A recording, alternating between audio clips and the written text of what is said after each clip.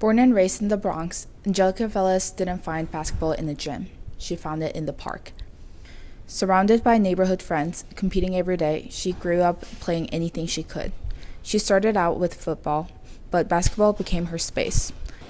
Because I knew it wasn't like an NFL, but I prided myself that I'd be the first girl in the NFL. But, I became more realistic, and my love for basketball started to grow. I was just always going to the park. And that's really how my atmosphere kind of developed my love for the game of basketball. When her middle school didn't have a girls' team, it didn't slow her down. Velez played with the boys and thrived.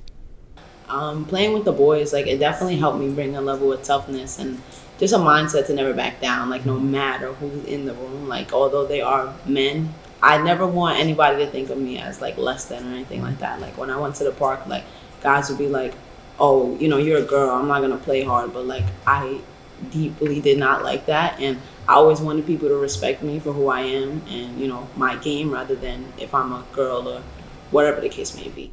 That experience didn't just shape her game, it built her edge. Velez rose into one of the top players in the country, eventually committing to Louisiana State University women's basketball. But her journey wasn't linear.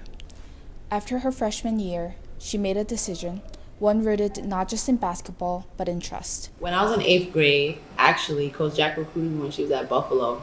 And she had told me, she may not always be at Buffalo, but one day, wherever she is, she's going to coach me. That decision brought her to Syracuse University, a place where she found not just a team, but a culture, one built on accountability, sisterhood, and growth beyond the game.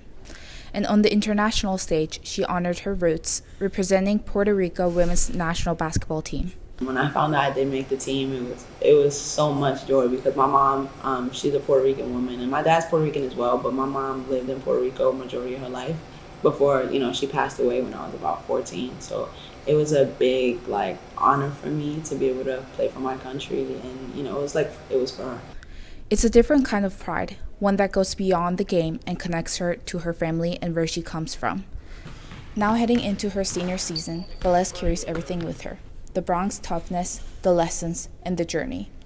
And for Syracuse, her story is far from finished. In Syracuse, I'm Hailey Yoon with NCC News.